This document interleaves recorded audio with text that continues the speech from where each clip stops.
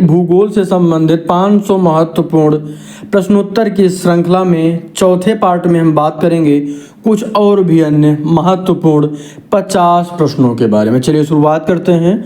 अगर आप चैनल पर नए हैं तो सब्सक्राइब जरूर करिएगा।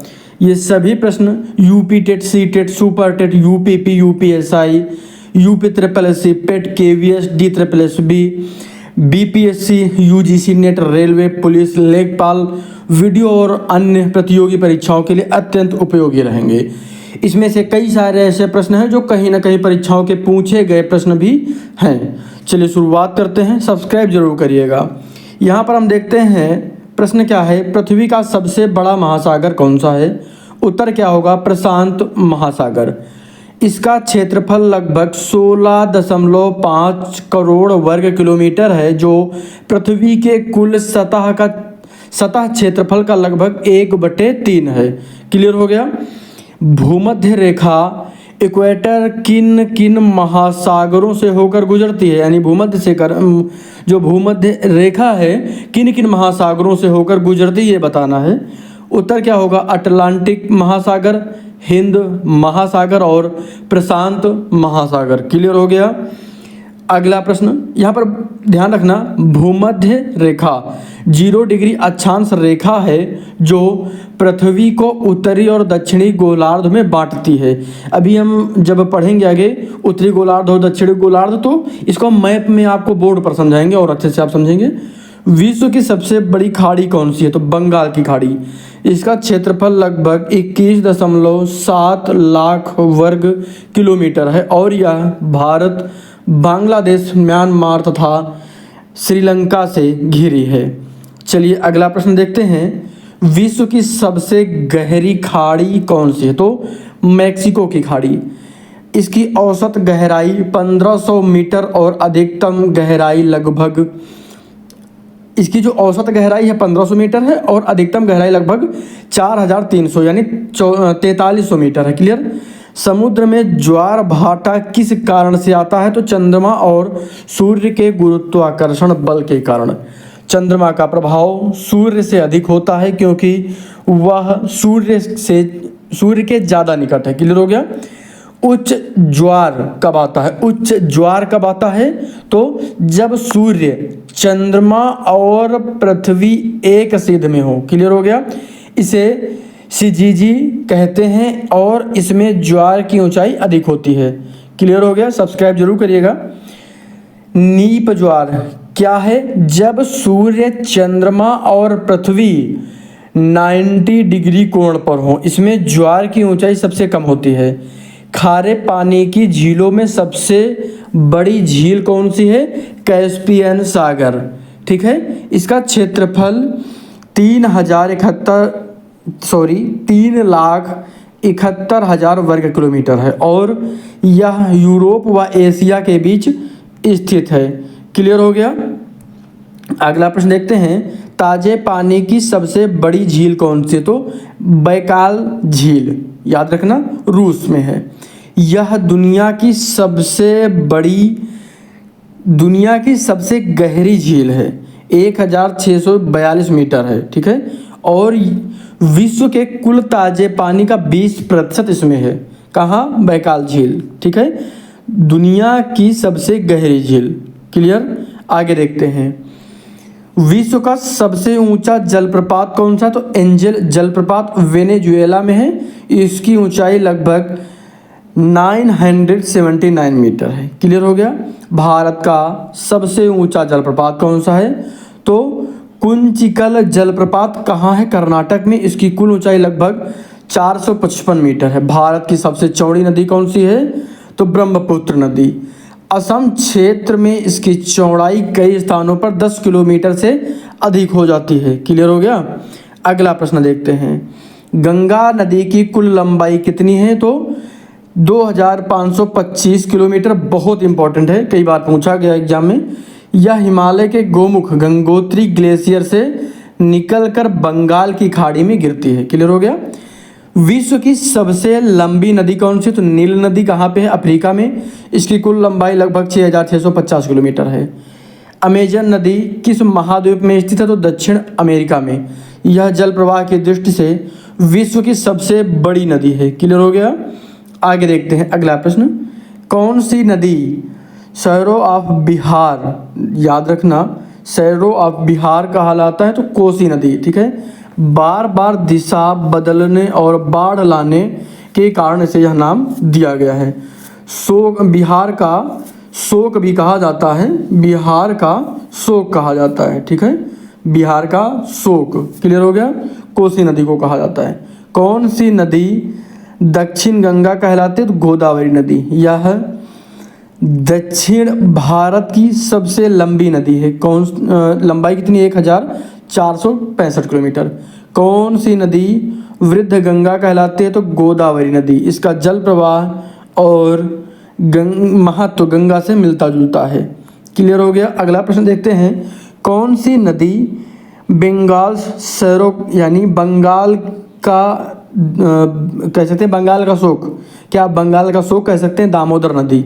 बिहार का शोक कोसी नदी और बंगाल का शोक दामोदर नदी। यह नदी पश्चिम बंगाल में बार बार बाढ़ लाती थी। क्लियर हो गया। कौन सी नदी गिफ्ट ऑफ इजिप्ट कहलाती है तो नील नदी, ठीक है, इजिप्ट कह सकते हैं इसको, इजिप्ट, गिफ्ट ऑफ इजिप्ट हो जाएगा। क्लियर हो गया। हेरोडोटस ने कहा था Egypt is the gift of Nile, क्योंकि यह मिस्र को उपजाऊ बनाती है। क्लियर हो गया। सबसे अधिक जल प्रवाह वाली नदी कौन सी तो अमेजन नदी। इसका जल प्रवाह 2,09,000 घन मीटर सेकंड है, घन मीटर प्रति सेकंड है। आगे देखते हैं अगला प्रश्न। डेल्टा किसे कहते हैं। नदी द्वारा समुद्र में मिलते समय बनाया गया पंखे जैसा स्थल, ठीक है, इसे क्या कहते हैं तो डेल्टा। गंगा ब्रह्मपुत्र का सुंदरवन डेल्टा विश्व का सबसे बड़ा डेल्टा है। और एस्टुअरी क्या है तो जब नदी समुद्र में बिना फैलाव के सीधे मिलती है, नर्मदा और ताप्ती नदियाँ एस्टुअरी बनाती हैं। झीलें किस प्रकार की होती हैं तो मीठे पानी की झीलें, खारे पानी की झीलें, कृत्रिम झीलें। उदाहरण के लिए देखें तो बैकाल मीठा, कैस्पियन खारा और गोविंद सागर कृत्रिम हो जाएगा। आगे देखते हैं अगला प्रश्न। कौन सी झील डेड सी कहलाती है तो मृत सागर, इजराइल और जॉर्डन के बीच। इसमें खारापन इतना अधिक है कि कोई जीवित प्राणी नहीं रह सकता इसमें। भारत की सबसे बड़ी कृत्रिम झील कौन सी तो गोविंद सागर झील कहाँ है, हिमाचल प्रदेश में। यह भाखड़ा नागल बांध से बनी है। क्लियर हो गया। भारत की सबसे बड़ी मीठे पानी की झील कौन सी है, उलर झील, कहाँ पे, जम्मू कश्मीर में। इसका निर्माण भूकंपीय क्रिया से हुआ है। अगला प्रश्न। कौन सी झील चिल्का झील कहलाती है और कहाँ है, उड़ीसा में स्थित है। यह खारे पानी की झील है। एशिया की सबसे बड़ी लेगून झील।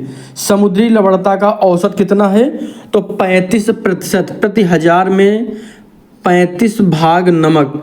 इसका अधिकांश हिस्सा सोडियम क्लोराइड है, ठीक है। समुद्री धाराएं किस कारण से उत्पन्न होती हैं, पवन, लवणता, तापमान और पृथ्वी के घूर्णन से। इसमें जलवायु और नौ परिवहन प्रभावित होते हैं। आगे देखते हैं अगला प्रश्न। गल्फ स्ट्रीम क्या है, उत्तरी अटलांटिक महासागर की गर्म समुद्री धारा। यह अमेरिका से यूरोप तक बहती है और जलवायु को प्रभावित करती है। आगे देखेंगे कुरोशियो धारा कहाँ बहती है तो जापान के प्रशांत महासागर में। यह गर्म समुद्री धारा है। हम्बोल्ट धारा कहाँ बहती है तो दक्षिण अमेरिका के पश्चिमी तट पर। यह ठंडी धारा है जो पेरू के पास बहती है। क्लियर हो गया। चलिए अगला प्रश्न देखते हैं।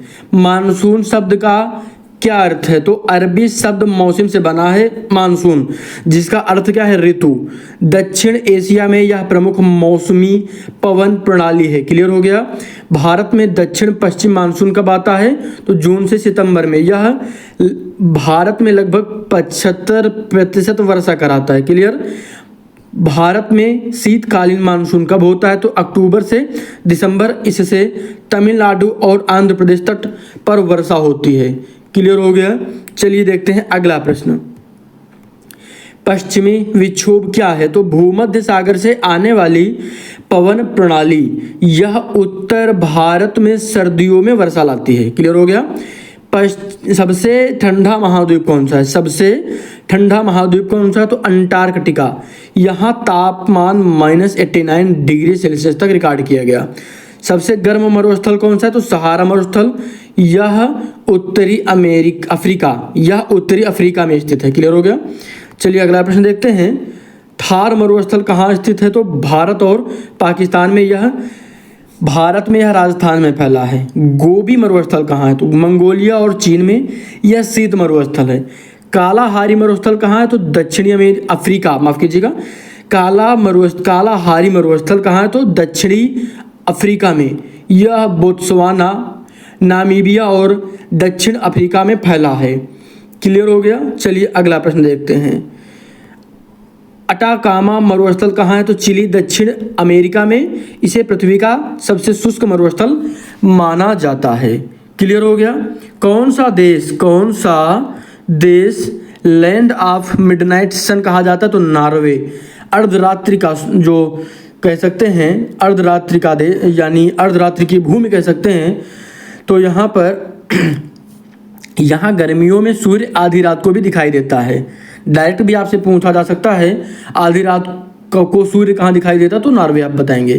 कौन सा देश लैंड ऑफ राइजिंग सन कहलाता? तो जापान, है ना। आगे, यह एशिया के पूर्व में स्थित है जहाँ सूर्योदय सबसे पहले होता है। क्लियर है? चलिए अगला प्रश्न देखते हैं। कौन सा देश लैंड ऑफ थाउजेंड्स लेक्स कहलाता है? फिनलैंड। यहाँ लगभग 1,87,000 झीलें हैं। 1,87,000 झीलें हैं।